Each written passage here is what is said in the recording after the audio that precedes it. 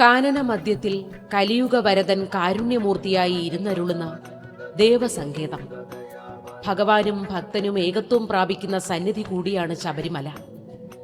നാനാജാതി മതസ്ഥർക്കും ആശ്രയവും അഭയവും അരുളുന്ന സവിശേഷത കൂടി ശബരിമല ദേവസ്ഥാനത്തിനുണ്ട്. സമുദ്രനിരപ്പിൽ നിന്നും 3000 അടി ഉയരത്തിലാണ് ശബരിമല ശ്രീ ധർമ്മശാസ്താവ് ഇരുന്നരുളുന്നത്. മറ്റ് ദേവസങ്കേതങ്ങളെ അപേക്ഷിച്ച് ശബരിമല ദേവസ്ഥാന ദർശനം ഭക്തന് അണമുറിയാത്ത വ്രതനാളുകളാണ്. മനസ്സും ശരീരവും അന്ധക്കരണവും സംശുദ്ധിയാൽ ചൈതന്യപൂരിതമാക്കിയതിനു ശേഷം നടത്തുന്ന ശരണയാത്രയാണ് ഓരോ ശബരിമല തീർത്ഥാടനവും.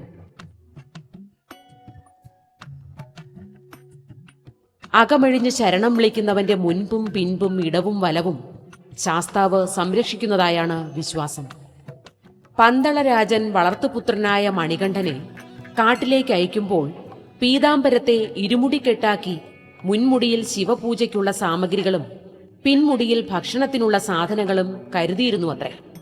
ഈ കെട്ട് ശിരസിലേന്തിയപ്പോൾ മണികണ്ഠസ്വാമി ഉച്ചത്തിൽ വിളിച്ച വിളിയാണ് ശരണം വിളി എന്നാണ് പഴമ. തെക്കേ ഇന്ത്യയിലെ ഏറ്റവും പ്രശസ്തമായ 2ാമത്തെ തീർത്ഥാടന കേന്ദ്രമാണ് ശബരിമല. ആന്ധ്രയിലെ തിരുപ്പതി ക്ഷേത്രമാണ് 1ാമത്.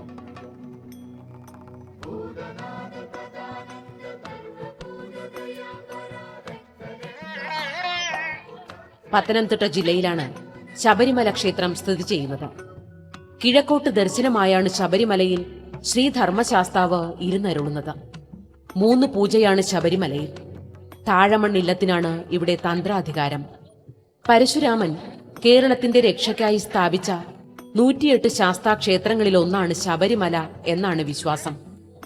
അയ്യപ്പൻ തീയാട്ടുപാട്ടിലെ അയ്യപ്പൻ കുടികൊണ്ട 108 കാവുകളിൽ 3ാമത്തെ കാവാണ് ശബരിമല. 1ാമത്തേത് തൃക്കുന്നപ്പുഴയും 2ാമത്തേത് തിരുമല കയ്യൂർക്കാവുമാണ്. പന്തളം കോവിലകം ക്ഷേത്രമായിരുന്നു ശബരിമല. റാന്നി കർത്താക്കന്മാർക്കായിരുന്നു ഇവിടെ ഭരണ ചുമതല.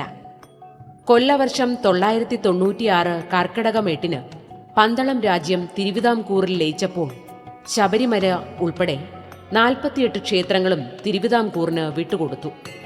പിന്നീട് ക്ഷേത്രം തിരുവിതാംകൂർ ദേവസ്വം ബോർഡിന്റെ കീഴിലായി.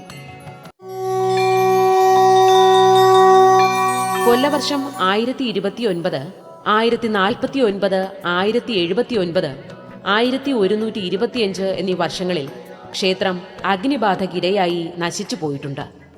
1079 തീപിടിച്ചപ്പോൾ അന്നത്തെ തിരുവിതാംകൂർ മഹാരാജാവായിരുന്ന ശ്രീമൂലം തിരുനാളിന്റെ നേതൃത്വത്തിൽ ക്ഷേത്രം പുതുക്കിപ്പണിതു. പോളച്ചിറയ്ക്കൽ കൊച്ചുമ്മാൻ എന്ന പ്രമാണിയുടെ മേൽനോട്ടത്തിലായിരുന്നു പുനർനിർമ്മാണം. കല്ലും മരവും തലച്ചുമടായി ചുമന്ന് വലിയ സാഹസത്തോടെയായിരുന്നു അന്ന് ക്ഷേത്ര നിർമ്മാണം. 1085 മീനം 12 പുനഃപ്രതിഷ്ഠ. 1125 ക്ഷേത്രം വീണ്ടും കത്തിനശിച്ചു. അതിനുശേഷം നിർമ്മിച്ച ക്ഷേത്രമാണ് നാം ഇപ്പോൾ കാണുന്നത്.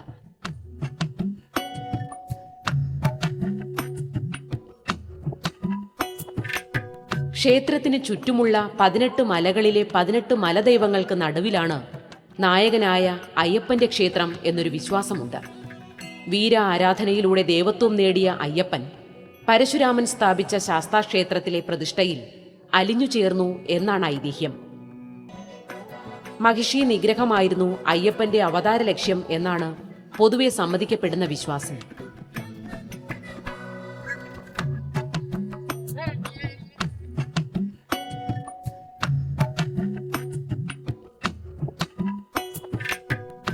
ശബരിമലയിലെ പ്രധാന ഉപദേവത മാളികപ്പുറത്തമ്മയാണ്.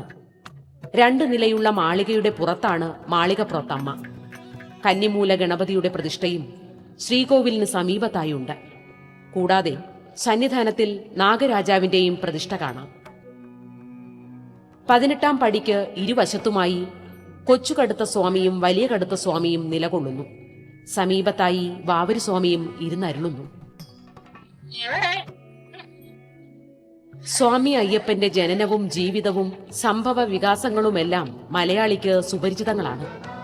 ഓരോ വർഷവും ആരംഭിക്കുന്ന മണ്ഡലകാലത്ത് ശ്രീ ധർമ്മശാസ്താവിന്റെ സന്നിധി തേടി ശരണം വിളിച്ച് ഭഗവാന്റെ തൃച്ചേവടികളിൽ അഭയം തേടുകയാണ് ഭക്തർ.